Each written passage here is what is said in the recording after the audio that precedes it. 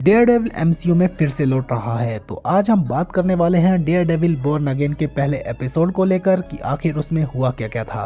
अगर तुमको ये वीडियो पसंद आती है तो वीडियो को लाइक करना, शेयर करना और चैनल को सब्सक्राइब करना मत भूलना। तो डेयरडेविल बोर्न अगेन के पहले एपिसोड में हम लोग देखते हैं कि मैट मैडॉक, फॉगी और कैरन रेस्टोरेंट में एंजॉय करने के लिए जाते हैं। रेस्टोरेंट में ऐसे बहुत सारे कैरेक्टर्स दिखाए जाते हैं जो कि आने वाली सीरीज के लिए इम्पोर्टेंट होने वाले हैं, जैसे कि एक डिटेक्टिव, वही फॉगी से बात करने वाली एक लॉयर, जिनके बारे में हम सीरीज में आगे चल के और भी ज्यादा बात करेंगे। अब फॉगी को उसके भाई की कॉल आती है कि उसके घर के बाहर कोई खड़ा है और उसे जल्दी यहाँ पर आना होगा। मैट फॉगी की ये सारी बातें दूर से ही सुन लेता है और उसे बताता नहीं है कि मुझे सब कुछ पता है। मैट फॉगी से ये सारी बातें पूछता है और उसके बाद बेनी को बचाने के लिए उन दोनों को वहीं छोड़कर जाने लगता है। रास्ते में ही डेयरडेविल को आवाज आ जाती है कि यह सब एक प्लान है। तभी हमें बुलजाई दिखाया जाता है जो कि इसी मौके का इंतजार कर रहा था कि कब मैट फॉगी से अलग होगा। दोनों को अलग करते ही बुलजाई फॉगी के ऊपर निशाना लगाकर उसे खत्म कर देता है। बुलजाई कैरन को भी खत्म करने ही लगता है, लेकिन डेयरडेविल बीच पर आकर उसकी धुलाई करने लगता है। दोनों के बीच में हमें खतरनाक एक्शन सीक्वेंस दिखाया जाता है, लेकिन एम्बुलेंस आने तक धीरे धीरे फॉगी की सांसें बंद होने लगती है और जैसे जैसे फॉगी की सांसें बंद होने लगती है डेयरडेविल बुलजाई की हालत और भी ज्यादा खराब करने लगता है। फॉगी के मरते ही डेयरडेविल गुस्से में बुलजाई को छत के ऊपर से उसे मारने के इरादे से ही नीचे फेंक देता है और हमें पता चलता है कि बुलजाई नीचे गिर तो गया है लेकिन मरा नहीं है और उसे पुलिस पकड़कर हॉस्पिटल ले जाती है। वहीं पर छत पर मैट मैडॉक जोर जोर से रोने लगता है। तभी एक पुलिस वाला मैट को देख लेता है और उसे डेयरडेविल की असलियत भी पता चल जाती है। अब हमें एक साल बाद का सीन बताया जाता है जहाँ पर मैट तैयार होकर कोर्ट की तरफ जाने लगता है। दूसरी तरफ किंगपिन भी तैयार होकर कहीं पर जाने लगता है। तभी हमें उसकी बीवी वेनेसा दिखाई जाती है जो कि लोकल गैंग्स को ऑपरेट कर रही थी। विल्सन फिस्क अपनी वाइफ से मिलने जाता है, जिसके बाद सभी गैंग मेंबर वहाँ से चले जाते हैं और हमें पता चलता है कि विल्सन फिस्क की अपनी वाइफ के साथ कुछ बातों को लेकर अनबन हो गई है। किंगपिन अपनी वाइफ को यह सब रोकने के लिए बोलता है, लेकिन वो उसकी बातें नहीं मानती। तब किंगपिन बताता है कि मुझे मेयर बनने के लिए 25,000 दस्तकों की जरूरत है। अब हमें न्यूज बताई जाती है कि शहर में पूरी तरह से क्राइम बढ़ चुका है। हमें बेबी यूरिक दिखाई जाती है जो कि बेन यूरिक की बेटी है।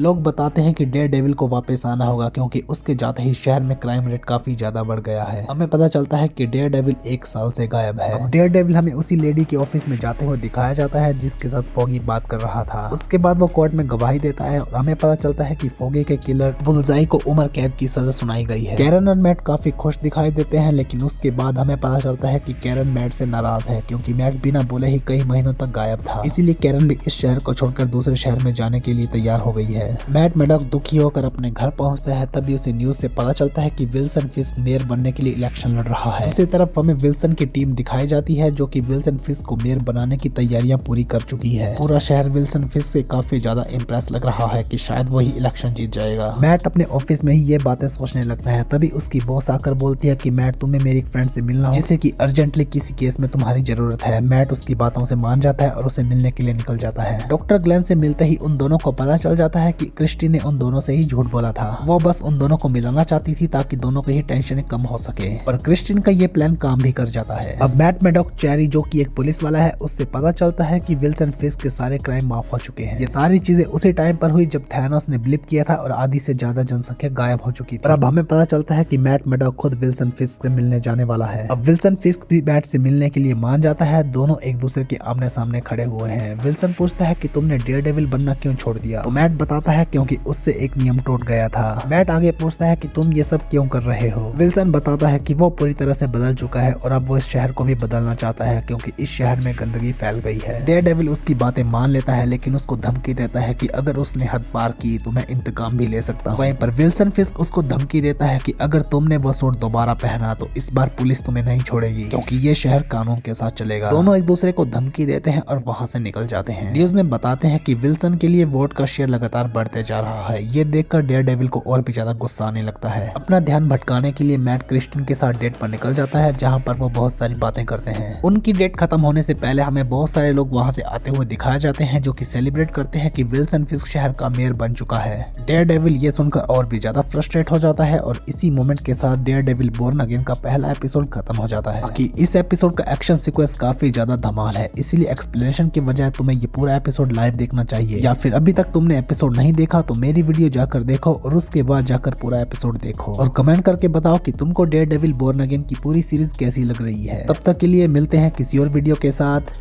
Bye bye. Okay guys, thank you so much for watching. यही था आज का एपिसोड। आई होप आपको ये वीडियो पसंद आई होगी। अगर आपको ये वीडियो पसंद आई है तो प्लीज़ मेरी वीडियो को लाइक, शेयर और मेरे चैनल को सब्सक्राइब करें। मिलते हैं नेक्स्ट एपिसोड के साथ, तब तक के लिए बाय बाय।